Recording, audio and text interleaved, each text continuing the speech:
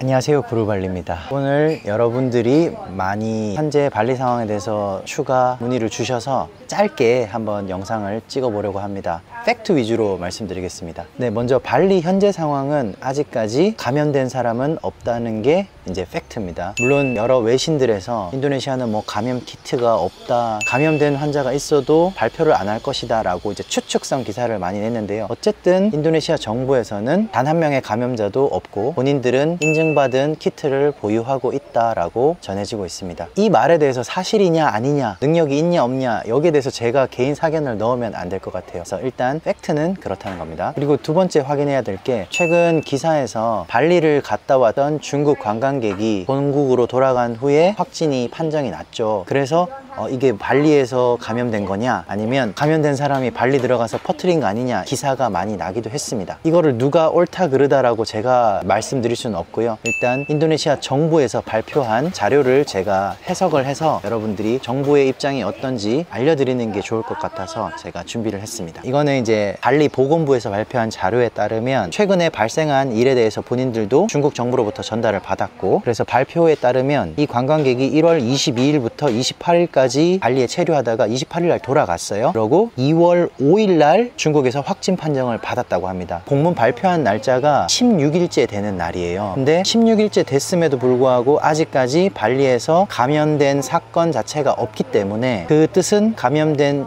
중국 환자가 발리에 와서 전파를 시키진 않았을 거다라고 얘기를 하고 있고요. 인도네시아 전체적으로는 70명이고요. 발리에는 14명의 의심 환자가 있어서 검사를 했지만 모두 음성 판정을 받았다고 합니다. 그리고 이제 의심하는 분들을 위해서 또 한 가지 붙여놓은 게, 발리에서는 지금까지 20건의 총 20건의 의심 사례가 있었고, 그 중에 14건을 샘플을 채취해서 인도네시아 정부 본청으로 보냈고요. 그 모든 결과가 네거티브였다고 합니다. 그러니까 음성이죠. 그래서 감염된 사례가 없다라고 확신을 하고 있습니다. 그리고 이제 덧붙여서 발리 정부에서도 굉장히 이거는 민감한 사항으로 받아들이고 있기 때문에 모든 항구 그리고 모든 공항 철저하게 검역을 실시하고 있다라고 했는데, 이 부분은 뭐 잘 모르겠어요. 제가 지금 공항이나 이런 걸 가본 상태가 아니기 때문에 이거는 들어와 보신 분들이 아실 거예요. 어떤 식으로 검역을 하고 있는지. 아무튼 이제 인도네시아 정부 발표는 이렇습니다. 그리고 안심하고 발리에 와도 된다라고, 이제 나라 입장에서는 당연히 그렇게 얘기하겠죠. 그래서 일단 팩트만 먼저 말씀드린 거고요. 근데 여기에서 제 사견을 한 가지 덧붙이자면, 만약에 중국인 감염자가 발리에 와서 전파를 했거나 또 누군가가 와서 전파를 했고 지역사회에서 만약에 감염이 계속 진행이 되고 있다면, 제 생각입니다. 이 발리라는 도시가 와보신 분들은 아시겠지만 정말 전 세계 관광객이 다 오는 곳이잖아요. 그랬다면 분명히 한 명이라도 관광객 중에 감염된 사람이 있었을 것 같아요.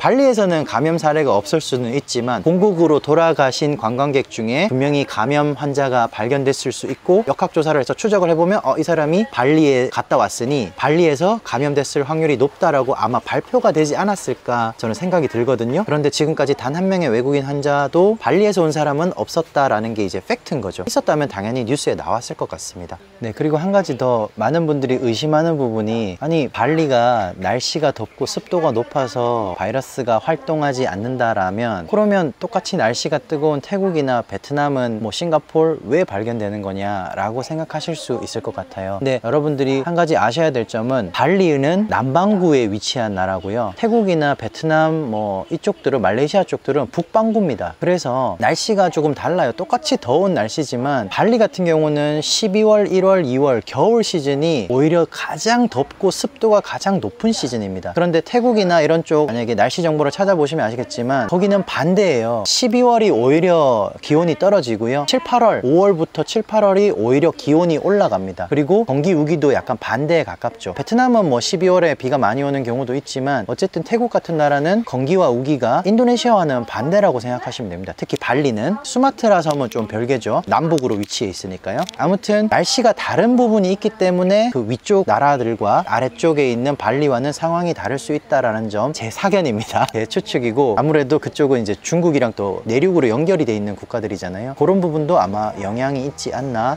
라는 생각입니다. 그래서 뭐 사실은 이렇게 안전하니까 발리에 오세요 라고 제가 말씀드릴 수는 없고요. 판단은 여러분들 몫입니다. 여러분들이 제 댓글에 가도 되나요 안 되나요 라고 제 의견을 많이 물어보셨더라고요. 근데 제가 그걸 말해드릴 수 있는 입장은 아닌 것 같아서 판단은 여러분들에게 맡기면 될 것 같습니다. 어쨌든 저는 아무렇지 않게 잘 살고 있습니다. 그리고 어제도 저희 아이가 발렌타인 그 행사 때문에 학교에 제가 갔다 왔는데 학교에서 마스크를 쓰고 다니는 학생이나 부모는 한 명도 보지 못했습니다. 제 아이만 마스크를 쓰고 있었습니다. 그만큼 아직까지 아프다거나 감염됐으면 당연히 아픈 환자가 많이 나타나야 되는데 그렇지는 않은 것 같습니다. 제 주변에는. 네, 그러면 일단 여기까지고요. 앞으로는 제가 계속 업데이트를 해드리지 못할 것 같아요. 왜냐면 상황이 정말 많이 바뀐다거나 감염 환자가 막 나타난다거나 이러면 제가 업데이트를 해드리겠지만 감염 환자가 발견되지 않는 한 업데이트는 여기까지로 제가 마치도록 하겠습니다. 네, 그러면 다음 시간에 더 좋은 정보, 알찬 정보로 여러분들 찾아뵙도록 하겠습니다. 네, 감사합니다.